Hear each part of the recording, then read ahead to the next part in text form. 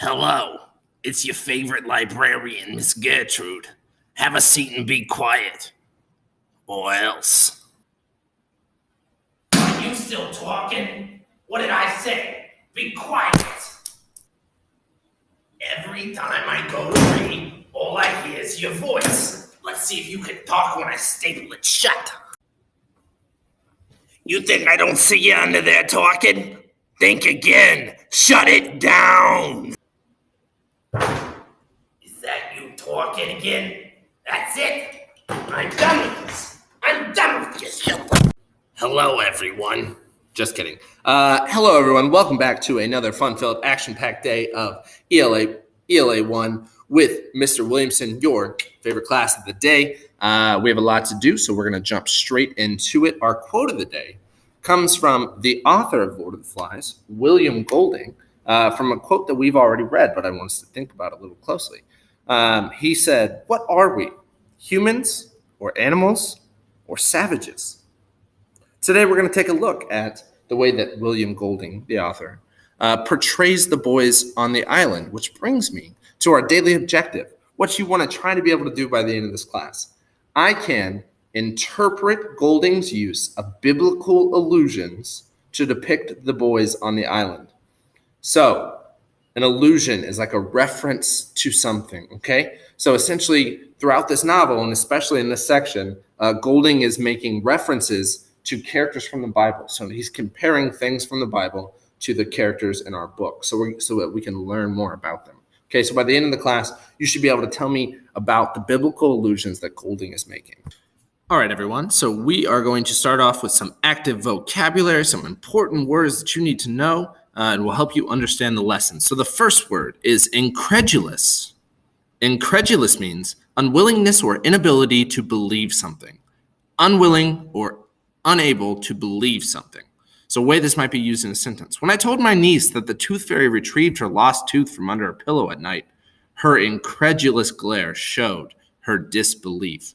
So now what I want you to do is go ahead and use the word incredulous in a sentence. Our second vocab word is mutinous. Mutinous means in a way that challenges or rejects authority. So a way that mutinous might be used in a sentence is, the mutinous soldiers ignored their sergeant's strict orders, rejecting his authority. So now what I want you to do is use the word mutinous in a sentence of your own. Okay, everyone. So what I need you to do, get your novels out now and open to page 103. If you don't have your novel, I'll go ahead and pause and get to 103. We read together, because when we read together at the same time, you become a better reader. Not only that, but I'm going to ask you to reread some things and go back, so you're going to need to have your novel open. Our focus for these pages are about Simon. What does Simon believe about the beast? And then secondly, what might Simon be a symbol for in the novel? Remember our objective, we're looking at how the author uses biblical symbols in the novel. Okay, so if you remember from what you just read, Sam and Eric believe that they had seen the beast. So they come and tell everyone that they've seen the beast. And Ralph and Jack kind of get into an argument. It seems like they're really starting to butt heads. And they decide that there's one place that Jack didn't check for the beast when he was going all around the island. So now they're going to walk to that place on their own. Well, not on their own. As a group, they're all going to walk to this kind of what is going to be known as the Stone Castle on the island. So we're going to start on page 103 at after they had eaten. It's near the top underneath all the quotes, after they had eaten on 103. After they had eaten, Ralph and the big uns set out along the beach. They left Piggy propped up on the platform. This day promised, like the others, to be a sunbath under a blue dome. The beach stretched away before them in a gentle curve till perspective drew it into one with the forest. For the day was not advanced enough to be obscured by the shifting veils of mirage. Under Ralph's direction, they picked up a careful way along the palm terrace, rather than dare the hot sand down by the water. He let Jack lead the way, and Jack trod with theatrical caution, though they could have seen an enemy 20 yards away. Ralph walked in the rear, thankful to have escaped responsibility for a time. Simon, walking in front of Ralph, felt a flicker of incredulity. A beast with claws that scratched, that sat on a mountaintop, that left no tracks and yet was not fast enough to catch Sam and Eric. However Simon thought of the beast, there rose before his inward sight the picture of a human, at once heroic and sick. Okay, so looking at that passage that we just read, while going to look for the beast, Simon, walking from the Ralph, felt a flicker of incredulity. Remember, incredulity means an unwilling or unable to believe something. So he felt like he was unable to believe something. So my first question to you, he was thinking of the beast. Why is Simon incredulous? Okay, so what makes him not believe in the beast? And then secondly, when Simon thinks of the beast, what is it that he thinks of? Okay, so Simon is incredulous. He's unable to believe it in the beast because he doesn't believe the beast is a real creature.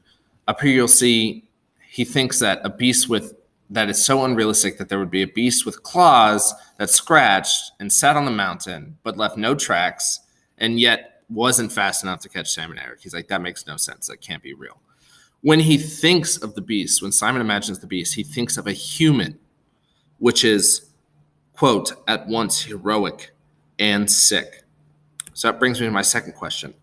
What does Simon mean when he says that humans are at once heroic and sick? So that means at the same time, heroic and sick. How might this be similar to when he earlier thought about mankind's essential illness? Okay, so Simon recognizes that while humans can be heroic, they are also at the same time simultaneously sick. This might be a reference to mankind's essential illness in that all humans are bad, have bad in them, and are capable of evil. Okay, so now continuing on the last paragraph of 103. He sighed. Other people could stand up and speak to an assembly, apparently, without the dreadful feeling of the pressure of personality, could say what they would as though they were speaking to only one person. He stepped aside and looked back. Ralph was coming along, holding a spear over his shoulder. Diffidently, Simon allowed his pace to slacken until he was walking side by side with Ralph and looking up at him through the coarse black hair that now fell to his eyes. Ralph glanced sideways, smiled constrainedly as though he had forgotten that Simon had made a fool of himself, then looked away again at nothing. For a moment or two, Simon was happy to be accepted, and then he ceased to think about himself. When he bashed into a tree, Ralph looked sideways impatiently, and Robert sniggered.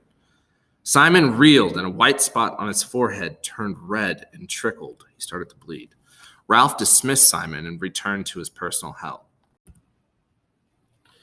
Okay, so I want to reread this passage one more time, and I want you to tell me, okay, what you're going to have to do is tell me two things that you can observe about Simon from the above passage.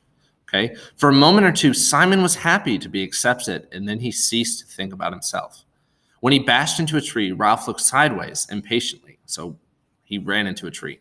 He bashed into a tree. Ralph looked sideways impatiently, and Robert sniggered. Simon reeled, and a white spot on his forehead turned red and trickled.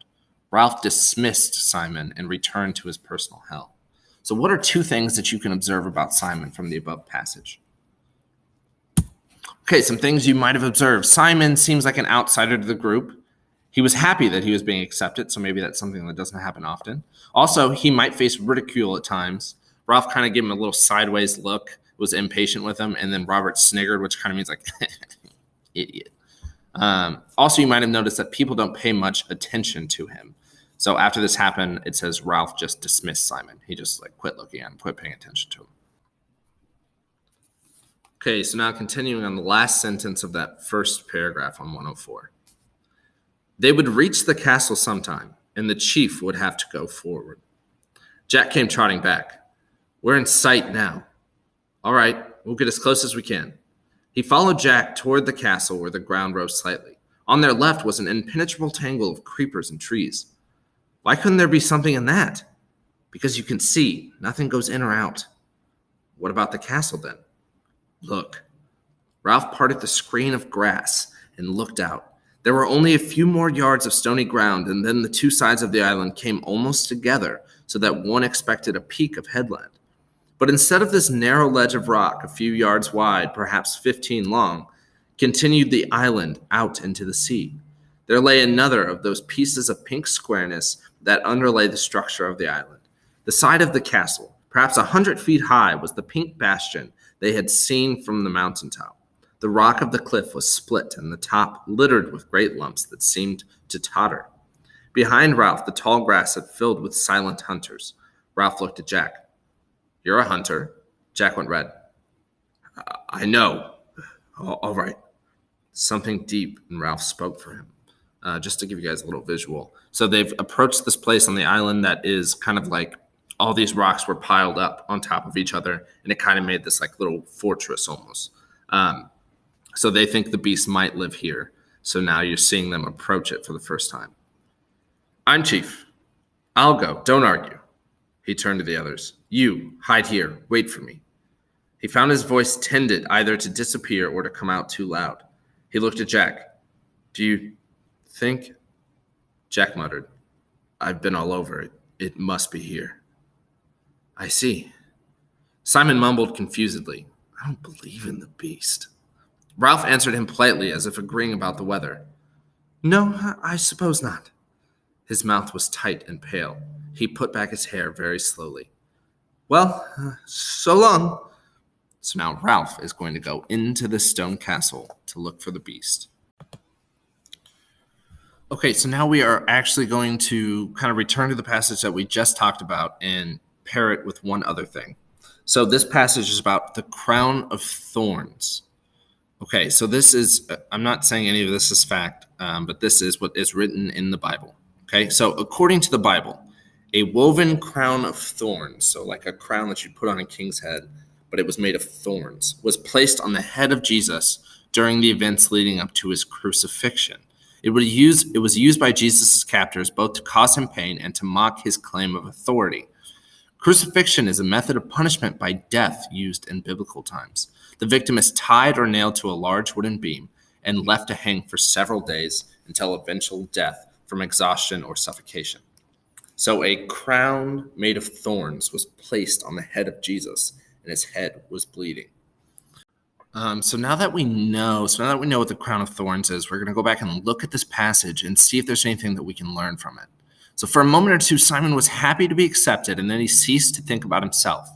When he bashed into a tree, Ralph looked sideways impatiently, and Robert sniggered. Simon reeled, and a white spot on his forehead turned red and trickled with blood. Ralph dismissed Simon and returned to his personal hell. So what in the above quote, so that quote we just read, what might allude to the crown of thorns or reference the crown of thorns? What quote from there? Go ahead and tell me that now. So the thing that would probably allude to the crown of thorns was when Simon bashed into a tree, so he hit wood against his head, and a white spot on his forehead turned red and trickled, so his forehead started bleeding. So knowing this, knowing what we know about the crown of thorns, my question to you is, who is Simon meant to represent from the Bible? If you hadn't quite put it together, Simon is meant to represent a Jesus-like figure in The Lord of the Flies. Not that he is exactly Jesus, but that he might be a symbol of Jesus in the novel.